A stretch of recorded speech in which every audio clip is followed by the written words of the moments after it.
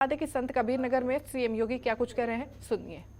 और संस्थान का लोकार्पण महामहिम राष्ट्रपति जी के कर कमलों से भी संपन्न हुआ। इसके साथ ही स्वदेश दर्शन योजना के अंतर्गत इंटरप्रिटेशन सेंटर 17 करोड़ 61 लाख रुपए की लागत से और कबीर परिनिर्वाण स्थली मगहर के सुंदरीकरण के कार्य पर भी 37,66,000 रुपए यहाँ पर खर्च हुए हैं और ये कार्यक्रम एक साथ आज यहाँ पर लोकार्पित हो रहे हैं। हम सब जानते हैं कि आदरणीय प्रधानमंत्री जी के कर कमलों से यहाँ पर इन सभी कार्यों का शुभारंभ हुआ था। देश के अंदर ऐसे अनेक स्थलों के सुंदरीकरण, उनको उनकी पहचान प्रदान करने के लिए प्रधानमंत्री जी के नेतृत्व में अनेक कार्यक्रम देश के अंदर चल रहे हैं। स्वदेश दर्शन का एक कार्यक्रम अपने परंपरागत उन तीर्थों का, उन स्थलों का जो हमें वैचारिक रूप से जोड़ने का कार्य करते हैं, समाज को एक नई दिशा देते हैं, उसके लिए बनाई गई भारत सरकार की पर्यटन विकास की बड़ी महत्वाकांक्षी परियोजना है, जिसका आज यहाँ पर एक बड़े प्रोजेक्ट का यहाँ पर आज लोकार्पण का कार्यक्रम भी संपन्न हुआ है। इसके साथ ही देश के अंदर अलग अलग स्थानों पर रामायण सर्किट का कार्यक्रम है, कृष्णा सर्किट का कार्यक्रम है, आध्यात्मिक सर्किट का है, बौद्ध सर्किट का है। अनेक ऐसे कार्यक्रम देश के अंदर चल रहे हैं जो पर्यटन विकास की संभावनाओं को आगे बढ़ाने के साथ साथ इस पर्यटन के साथ नौजवानों के लिए रोजगार उपलब्ध कराने, उन पर्यटन स्थलों पर आने वाले श्रद्धालुजनों और नागरिकों के लिए बेहतर बुनियादी सुविधाएं उपलब्ध कराई जा सकें, ये सभी कार्यक्रम उसके साथ जुड़ करके आगे बढ़ाने का कार्य कर रही हैं। आपने देखा होगा काशी, जहां पर संत कबीर दास जी का जन्म हुआ था, बाबा विश्वनाथ का धाम है, और 13 दिसंबर 2021 को काशी विश्वनाथ धाम का लोकार्पण प्रधानमंत्री जी के कर कमलों से संपन्न हुआ। 1 लाख से अधिक श्रद्धालु प्रतिदिन इस समय काशी जा रहा है, काशी विश्वनाथ धाम में दर्शन करने के लिए।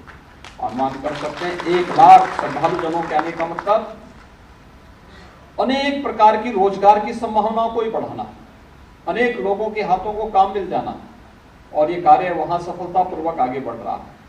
ऐसे अयोध्या में, कुशीनगर में, अन्य महत्वपूर्ण स्थलों पर, हिमालय, उच्च हिमालय में आप जाएंगे, केदारनाथ धाम में, वहां पर भी इसी प्रकार की विकास की अनेक संभावनाओं को आगे बढ़ाने का काम हुआ है। हम इस अवसर पर आदरणीय प्रधानमंत्री जी का हृदय से आभार व्यक्त करते हुए मैं इस राज्यपाल और राष्ट्रपति जी दोनों की उपस्थिति में आज यहाँ पर महामहिम राष्ट्रपति जी ने इन सभी कार्यों का लोकार्पण करके इन्हें राष्ट्र को समर्पित किया। श्रद्धालुजनों की सुविधा इससे और बढ़ेगी। मैं इसके लिए जहां आप महामहिम राष्ट्रपति जी का और माननीय राज्यपाल जी का हृदय से आभार व्यक्त करता हूं, वहीं आप सबको, पूरे संत कबीर नगर जनपद के वासियों को और इस संत कबीर की परंपरा से जुड़े हुए सभी संतों को भी इस अवसर पर मैं हृदय से बधाई देता हूं, अपनी शुभकामनाएं देता हूं। मित्रों, आज विश्व पर्यावरण दिवस भी है। हमारे संतों ने, हमारे ऋषियों ने, हमारे महापुरुषों ने हमें सदैव पर्यावरण के साथ मिलकर के आगे बढ़ने की प्रेरणा दी है। मुझे आज बस प्रसन्नता है इस बात की, आज से 5 साल पहले मगहर से बहने वाली आमी नदी अत्यंत प्रदूषित थी। इस सीजन में जब हम लोग आते थे तो बदबू आती थी, पानी एकदम काला था। लेकिन आज मुझे प्रसन्नता है कि जो एक व्यवस्थित कार्य योजना यहाँ के लिए बनाई गई, आज पानी एकदम साफ था। कारण है अब प्रदूषण से मुक्त हो गई है आमी नदी। हमारा प्रयास होना चाहिए, जैसे आमी नदी प्रदूषण से मुक्त हुई है। मुझे याद है संत कबीर नगर के साथ बाद जब गोरखपुर जनपद में आमी नदी निकलती है, यहाँ मगहर में आने के पहले कुछ संत कबीर नगर से, फिर गोरखपुर से होते हुए फिर यहाँ आती है, फिर यहाँ से गोरखपुर जनपद में जाती है और गोरखपुर जनपद में ही राप्ती नदी में मिलती है। इस नदी के दोनों ओर जो गांव बसे हुए थे, वहां पे जो उन्नत पशुधन होता था एक समय नष्ट सा हो गया था, खेती चौपट हो गई थी। लेकिन विगत 5 वर्ष के अंदर जो कार्य प्रारंभ हुए, आज उसका परिणाम है कि आमी नदी पूरी तरह शुद्ध हो चुकी है, साफ हो चुकी है। पशुधन फिर से यहाँ पर आगे बढ़ रहा है, किसान खुशहाली की ओर आगे बढ़ रहा है। हमारा प्रयास होना चाहिए। प्रधानमंत्री जी ने आजादी की अमृत महोत्सव के वर्ष में हम सबको प्रत्येक गांव में अमृत सरोवर बनाने का एक संकल्प भी दिया है। गांव का जो सरोवर है, जो अवैध कब्जा हो चुका है, जिसको हम लोगों ने गांव के शिविर में बदल दिया है, गांव का पूरा ड्रेनेज उड़ेल दे रहे हैं, गांव का कूड़ा घर बना दिया है, उसे मुक्त करते हुए उस अमृत सरोवर को, जैसे आमी नदी मगहर में एकदम शांत है, शुद्ध है, अविरल है, जल उसका एकदम निर्मल है, ऐसे ही हमें अपने अपने गांव में अमृत सरोवर के निर्माण की कार्रवाई के साथ हम जुड़ पाएंगे और उसे अपने गांव के तीर्थ स्थल के रूप में विकसित कर पाएंगे। तो आप देखना, कभी भी आपके पास जल की कमी नहीं होगी, और जल है तो कल है। याद रखना, जल है तो कल है।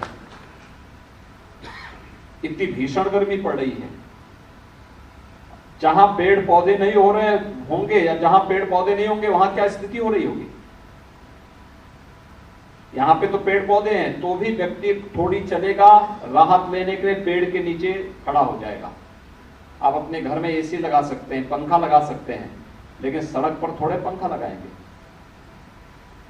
कोई एसी अपने कंधे पे लाद के थोड़े लेके जाएगा।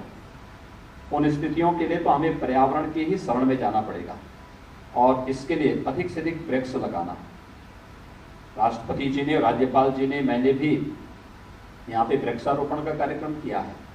परंपरागत जो हमारी विरासत है, पीपल है, पाकड़ है, बरगद है, नीम है, आम होते थे, देसी आम होते थे, बड़े पैमाने पे लोग लगाते थे, पुण्य का कार्य मानते थे। हमने इन सभी जो भी वृक्ष थे, इन सभी के साथ एक आत्मीय संवाद जोड़ने का कार्य किया था। मौल श्री को हम भगवान कृष्ण के साथ जोड़ते हैं, हमने पीपल को बुद्ध के साथ जोड़ा है, भगवान विष्णु के साथ भी जोड़ा है।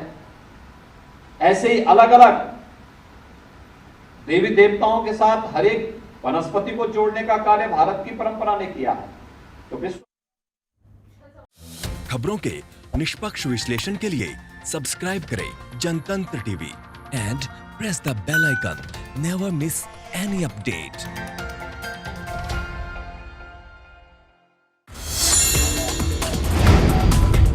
Download the Janatantra TV app, available on Google Play and App Store.